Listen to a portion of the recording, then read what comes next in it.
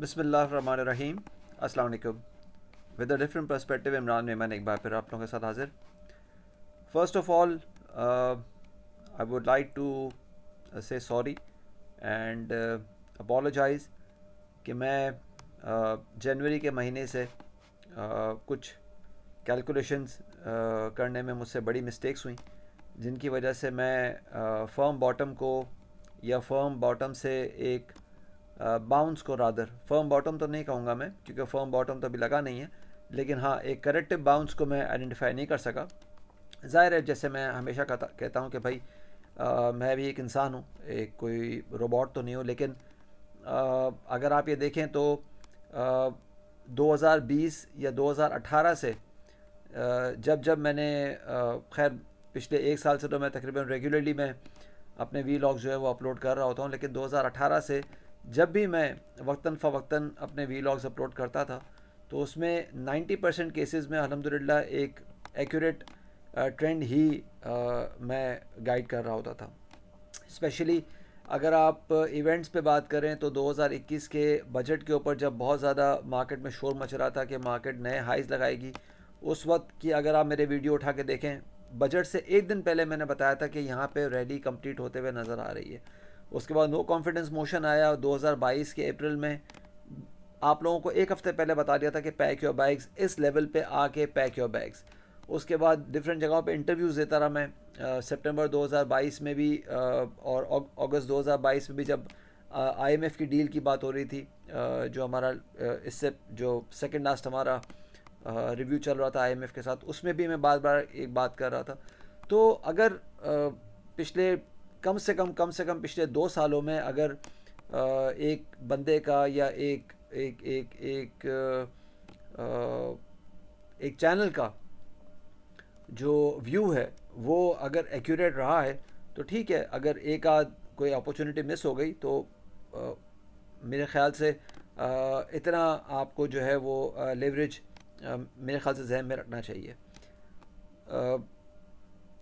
आज के रैपअप को डिस्कस कर लेते हैं, आगे चीज़ें किस तरह से लग रही हैं, क्योंकि आज का सेशन 2 के मेरी फैमिली में शादी चल रही है और ये जो वीकेंड है ये बहुत ज़्यादा बिजी है मेरे लिए, लेकिन स्पेशली मैंने ये वीडियो कंडक्ट करने के लिए स्पेशली टाइम निकाला ताकि जो है वो चीज़ें मैं कोशिश कर सकूं कि बेहतर तरीके से उसकी एक्सप्लेनेशन दे सकूं। आज के अगर रैपअप को पहले डिस्कस करें तो इंडेक्स ने जो है इंडेक्स के बुल्स ने चौथा कंसेक्यूटिव सेशन जो है वो क्लोज़ किया। It is the biggest winning streak since November 2022 और इंडेक्स ने 25 नवंबर 2022 से अब तक का हाईएस्ट सेशन जो है वो क्लोज़ किया और यानी कि हाईएस्ट लेवल पे अपना सेशन क्लोज़ किया और 743 पॉइंट्स के एक मैसिव स्कोर के साथ जो है वो आज का सेशन हमने क्लोज़ होते हुए देखा। आज भी हमने एक अपर गैप के साथ ओपनिंग देखी थी और इंडेक्स ने एक दफ़ा भी नेगेटिव सेशन में नेगेटिव जोन में ट्रेड नहीं किया और आज का सेशन जो हमने एक हाई देखा वो 42,567 का देखा, जबकि क्लोजिंग थोड़ी सी उससे नीचे 100 पॉइंट के एक फ़र्क के साथ 42,466 पे आई, 743 के एक मैसिव पॉइंट गेन के साथ। वॉल्यूम्स की बात करें तो 205 मिलियन शेयर्स ट्रेड होते हुए नजर आए, जो कि 26 जनवरी 2023 से अब तक के हाईएस्ट इंट्राडे वॉल्यूम है और बता रहे कि अग्रेसिव प्ले हुआ है, अग्रेसिव बायर्स ने जो है वो एंट्री ली है और पूरा दिन वो उसमें एक्टिव नज़र आए।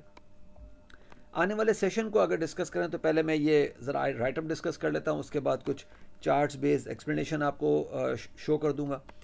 देखें 200 डेज़ मूविंग एवरेज के ऊपर जो कि 41,875 पे था, उसके ऊपर क्लोजिंग होना और मंथली रेजिस्टेंस लेवल 1 के ऊपर क्लोज होना, ये बता रहा है कि इंडेक्स के बुल्स ने जो कंजेशन था वो क्लियर कर दिया है।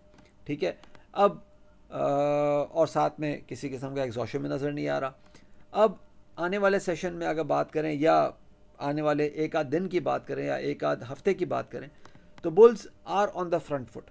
ठीक है, और अगेन जैसे मैंने कहा कि ये मुझसे मिस हो गया था, लेकिन bulls were on the front foot for the past से 8 to 10 डेज़, अभी भी फ्रंट फुट पे हैं, लेकिन अब एक मेक और ब्रेक लेवल जो है वो नज़र आ रहा है। मेक और ब्रेक लेवल का मतलब ये कि यहाँ से या तो चीज़ें एक नई फ्लाइट की तरफ होंगी या द स्टोरी इज़ ओवर। तो अब इसमें किस तरह से चार्ट्स क्या बता रहे हैं, किस तरह से हिस्ट्री बता रही है, वो मैं आपको एक्सप्लेन करूँगा। सबसे पहले अगर आप देखें तो वीकली 55 मूविंग एवरेज जो है वो 42,600 से 675 के बीच में लाई कर रहा है। इसकी सिग्निफिकेंस इसलिए है कि कोई भी हफ्ता इंडेक्स ने कोई भी हफ्ता नवंबर 2021 से अब तक इस लेवल के ऊपर क्लोज नहीं किया। एक हफ्ता किया था, लेकिन वो जो हफ्ता किया था वो अगले ही हफ्ते उसमें रिवर्सल भी नज़र आ गया। ये बात हो रही है हम वीकली 55 मूविंग एवरेज की, जो कि 42,600 से 675 की रेंज में बनता है। इसकी सिग्निफिकेंस अपनी जगह। अच्छा, दूसरा जो इम्पॉर्टेंट लेवल है वो ये है कि मंथली रेजिस्टेंस लेवल 2 43,100 पे लाई कर रहा है। ये वो लेवल है मंथली रेजिस्टेंस लेवल 2 जो मई 2021 से अब तक इंडेक्स ने कोई भी महीना इसके ऊपर क्लोज नहीं किया। तीसरी इंपॉर्टेंट बात ये कि मंथली डिसेंडिंग ट्रेंड लाइन का जो टॉप है वो 42,950 से 43,100 के आसपास नजर आ रहा है।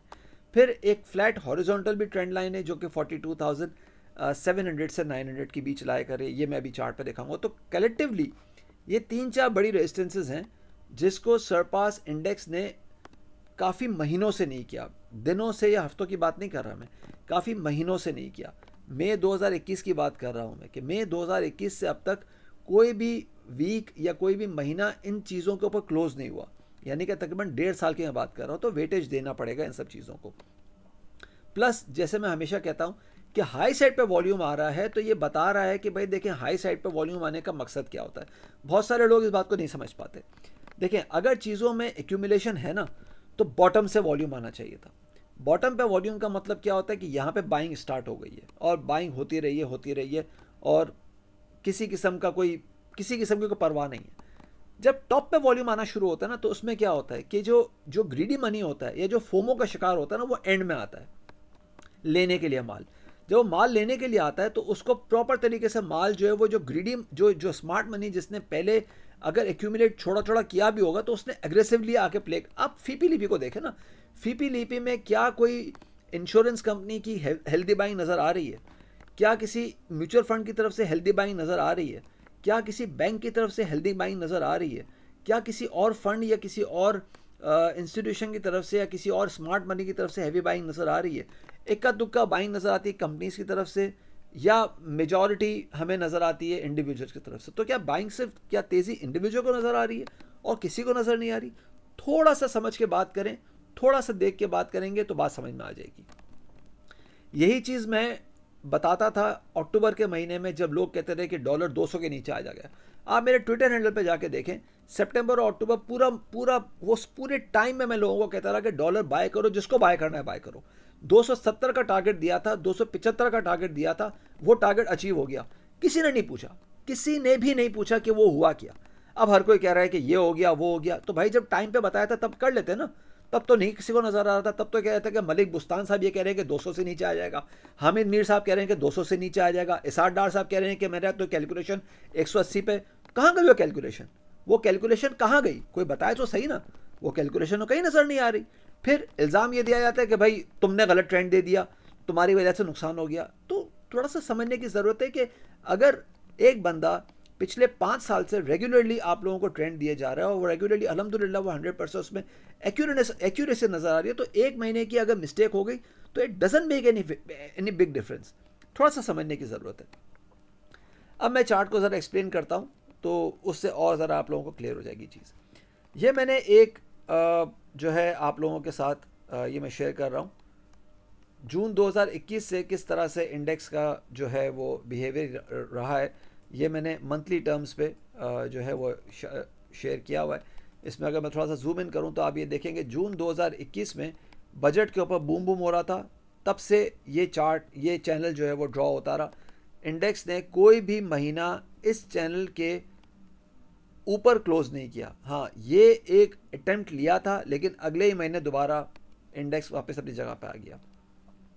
आप ये देखें जून 2021 का बजट, फिर उसके बाद कोल प्राइसेस के ऊपर जो 2021 के एंड में जो एक रैली चली थी वो, फिर नो कॉन्फिडेंस मोशन अप्रैल में, उसके बाद ये हमारी बात हुई थी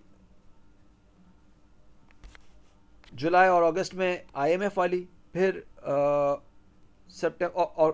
अक्टूबर नवंबर में FATF में जो वाइट लिस्ट में हम चले गए थे वो, और ये अब साथ में आप देखें कि जब जब ये इंडेक्स ने हाई लगाया ना, ये इसके बाद इंडेक्स तकरीबन 12 से 13% डाउन हुआ है। तो आप ये देखें परसेंटेज में मैंने बताया हुआ है कि इंडेक्स ने किस तरह से परसेंटेज में अपनी मूव जो है वो दिखाई है।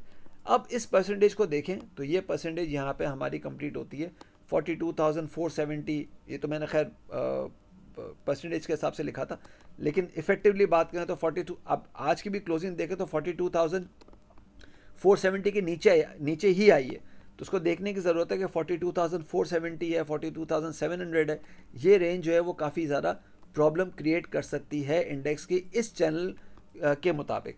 साथ में इस चार्ट को अगर देखें तो अगेन ये मैंने डिसेंडिंग ट्रेंड लाइन तो बनाई हुई है। इस चार्ट को अगर देखें तो ये ब्लू लाइन आपको बताएगी कि इस ब्लू लाइन के ऊपर जब भी इंडेक्स रहा है तो इंडेक्स ने एक रैली पोस्ट की है, लेकिन इसके नीचे जब रहा है तो इंडेक्स का बहुत बुरा हाल हुआ है। आप इसको यहाँ से अगर हम देखें तो जनाब 2017 में फर्स्ट टाइम इंडेक्स ने इसके नीचे ब्रीच किया था 2018 में, और उसके बाद आप देखें कि इंडेक्स को कितना मसला हुआ इसके ऊपर आने में। इनफैक्ट हमने फिर 2020 का जो 27,000 का लो था वो भी इसी चैनल के नीचे ही देखा था, इसी ट्रेंड लाइन के नीचे ही देखा था, लेकिन जब इसके ऊपर गया इंडेक्स तो फिर एंजॉय करता रहा। अब इसके बाद अगर हम देखें तो सितंबर 2021 से लेके अब तक, इनफैक्ट अगस्त में एक अटेम्प्ट लिया था, और मई 2022 के बाद, मई 2022 के बाद कोई भी एक महीना इसके ऊपर जो है वो इंडेक्स सस्टेन नहीं कर सका। अगेन ऑलमोस्ट एक साल की मैं बात कर रहा हूँ। मई 2022 से अगर हम बात करें तो अभी हम फरवरी 2023 में खड़े हैं, तो ऑलमोस्ट कोई एक साल या 10 महीने तो हो गए ना जो इस ट्रेंड लाइन के नीचे ही इंडेक्स रहा है। तो ये भी बड़ा इंपॉर्टेंट है कि इसको भी आप देखें कि किस तरह से चीज़ें चल रही हैं। तो अगर कोई अपसाइड आती है तो 42,950 या 43,100 के आसपास चीज़ें आके थोड़ी सी डिस्टर्ब हो सकती हैं, इसलिए मेक और ब्रेक लेवल है।